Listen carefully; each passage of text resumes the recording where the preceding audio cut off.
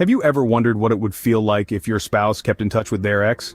Now imagine this ex is a bit of a wild card with a history of cheating and a penchant for landing in and out of jail.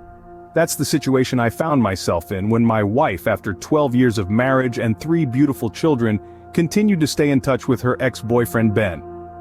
Ben was her first love, and they had a relationship that spanned 5 tumultuous years. To say Ben had a colorful past would be an understatement. He was known for his love affairs, not just with my wife but with others as well, cheating on her 5 or 6 times during their relationship. He also had a knack for getting himself into trouble with the law, finding himself behind bars more often than not. Despite this, for Ben, my wife was the one that got away, and for the first 5 or 6 years of our own marriage, his calls to her were sporadic. Sometimes even from jail because, as he claimed, her number was the only one he remembered. I got a good laugh out of that. However, about 7 years ago, after serving yet another jail term, Ben seemed to turn over a new leaf. He got a job, worked 40 hours a week, and was doing okay for himself. This new lease on life also came with an increased presence in our lives. He started calling and texting my wife more frequently. At first, I didn't think much of it, but soon they were speaking on a daily basis. My wife, who once laughed at Ben's antics, was now deeply invested in his life. This was a red flag for me, and I expressed my discomfort to her, sensing something was not right. But as fate would have it, Ben vanished as abruptly as he had reappeared, landing himself in jail once again, this time for dealing drugs. For about 3 to 5 years, he was out of the picture, and things went back to normal. Or so I thought. And just when I thought Ben had disappeared from our lives, he reappeared, now seemingly reformed. Can you imagine your spouse talking to their ex on a daily basis? It's a situation you wouldn't wish on your worst enemy, let alone find yourself in, but that's the predicament I found myself in about 7 years ago. Ben, my wife's ex, had just gotten out of jail and landed himself a 40-hour-a-week job. Apparently this newfound stability gave him just enough confidence to dial my wife's number more frequently. At first, their increased contact didn't faze me. After all, I knew their history and I was certain my wife was over him. However, as the daily calls and texts turned into a routine, I couldn't shake off the discomfort creeping into my gut. There was something about the frequency and the nature of their conversations that didn't sit right with me. The red flags started to pile up. I noticed a shift in my wife's behavior when she spoke to Ben.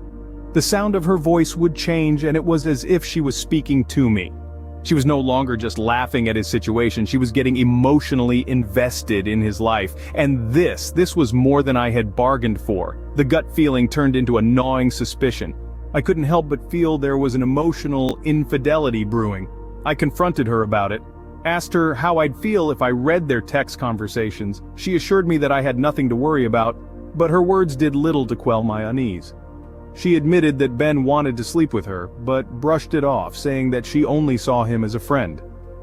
Even when I expressed my discomfort, my wife refused to cut ties with Ben. She would not stop talking to him. It was as if she was caught in a web that she didn't want to break free from. The situation was spiraling out of my control, and all I could do was watch helplessly. I knew something was not right, but she refused to cut ties. Opening. What if the problem seemed to solve itself, only to reappear later? Well, that's exactly what happened. After countless phone calls and texts, Ben suddenly vanished. Gone, like a specter in the night. Turns out our friend Ben had made some poor choices. He decided to venture into the world of drug dealing, and, as you can guess, it didn't end well for him.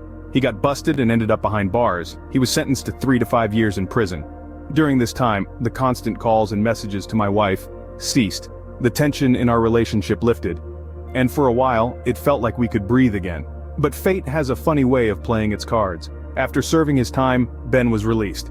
He landed a job and it seemed like he was turning over a new leaf. But old habits die hard. One of the first things he did, you guessed it, he reached out to my wife. Their conversations resumed, and after about a month, they decided to meet up. Despite my reservations, I trusted my wife and let her go. She returned home later that evening, intoxicated, with a sticker from Ben's place of work placed near her butt. The sight of her in that state, it was a punch to the gut. In the following week, my wife casually mentioned that Ben wanted to meet up again. I could feel the old tension creeping back into our relationship. It was like a dark cloud looming over us, threatening to unleash a storm. Closing, I tried to keep my cool, but it was becoming increasingly difficult. After all, how do you stay calm when the ghost from the past refuses to stay buried? But that's a story for the next scene. Have you ever felt so cornered that you had to make a hard choice? A question I never thought I'd have to ask myself. But there I was, stuck between the devil and the deep blue sea. On one hand, there was my wife, the woman I had shared 12 beautiful years with, the mother of my 3 kids. On the other, there was this gnawing discomfort, a nagging sense of betrayal that was eating me up inside. Every text, every call, every meeting with her ex, it felt like a dagger to my heart. It wasn't about jealousy, no, it was about respect, trust, the sanctity of our relationship. I found myself questioning everything we had built together. Was it not enough? Was I not enough?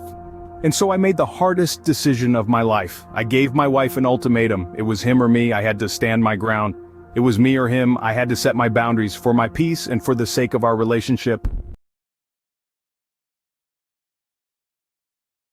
Have you ever considered the significance of mutual growth in a relationship? It's that harmonious dance where both partners evolve together, challenging and supporting each other. Imagine a relationship where one person constantly pushes their boundaries, becoming a better version of themselves every day. But their partner, they're stuck in a perpetual state of contentment, refusing to grow. This is the story of a woman who's been on a 6-year journey with her partner, a journey that's now at a crossroads. Is it possible to sustain a relationship where one person constantly evolves, while the other remains static? Imagine a partnership where one continues to climb the ladder of success, while the other remains content with status quo. Picture a woman, a go-getter, scaling the heights of the corporate world, fueled by ambition and sheer grit. A self-made success story. She had no formal education to lean on, just her determination and hard work. Now visualize her partner, a man whose ambition seemed to have peaked after 6 years of education, culminating in an associate's degree. A man who now settles for a job that offers no growth, no raises, and no interest in him as a person with drive.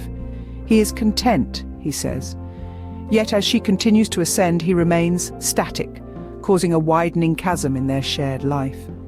His contentment becomes her burden, as she carries the weight of their shared responsibilities, emotionally, physically, and financially. And as the disparity grew, so did the feeling of discontent. Sometimes love pushes us to ignite change in those we care about. You see, I've tried time and again to inspire my husband to step up, to take on more, to expand his horizons beyond the screen of his video games, to share in the responsibilities of our shared life. I've pleaded with him, cajoled him, even begged him to take on more chores, to help me balance the scale of our day-to-day life. When we purchased our home, a milestone that should have bound us more closely, he remained unmoved. His refusal to assist me, to take on any extra work, left me feeling alone in our shared journey. I've tried to encourage him to explore other interests, to find something that sparks a passion inside him, as my work does for me. But he insists that he has no other interests, that he is content. All the while, I'm left juggling the weight of our world on my own. We've had countless conversations, serious heart-to-hearts every few months for 2 years now. I've been trying to inspire him to grow, to better himself for both of us. But it seems that my words fall on deaf ears. He just sits there, unresponsive, as if my pleas mean nothing. But how long can one keep pushing when the other refuses to budge? There comes a moment of realization, a moment that changes everything. It's like a light bulb flickering on in a room that's been dark for far too long. For me, that moment was when I found myself more at ease, more myself, with my online friends than with my own husband. The man I'd vowed to share my life with had become a stranger, a ghost in our shared home. I was alone, despite his constant presence. I was carrying the weight of our lives, our home, our pets, while he was lost in his virtual world, content and unbothered. My pleas for change, for growth, for partnership fell on deaf ears. The disparity in our ambitions, our dreams, our very essence had grown too vast to ignore. I was unhappy, dissatisfied. I was living a lie, pretending to be content when I was anything but. Sometimes the hardest truths are those we discover about ourselves. In the end, it all comes down to one question. What do you value most in life? As we've journeyed together through this tale of disparity, struggle, and realization, some key themes have emerged. Mutual growth, fairness, and emotional connection are not just desirable elements in a relationship, they are vital. They are what keep the flame burning, the partnership thriving. Our narrator, a go-getter, a woman of ambition and drive, has found herself stuck in a stagnant relationship. Despite her best efforts, her pleas for change, for growth, for a shared burden have fallen on deaf ears. The emotional chasm between them widens, leaving her feeling alone, unsupported, and unfulfilled. And now, she stands at a crossroads, faced with a decision that could change her life forever: to stay or not to stay. That is the question. But let's not forget that this isn't about pointing fingers or assigning blame. It's about seeking happiness, fulfillment, and contentment. Remember, it's not about assigning blame, it's about finding happiness. Because at the end of the day, we all deserve to be happy.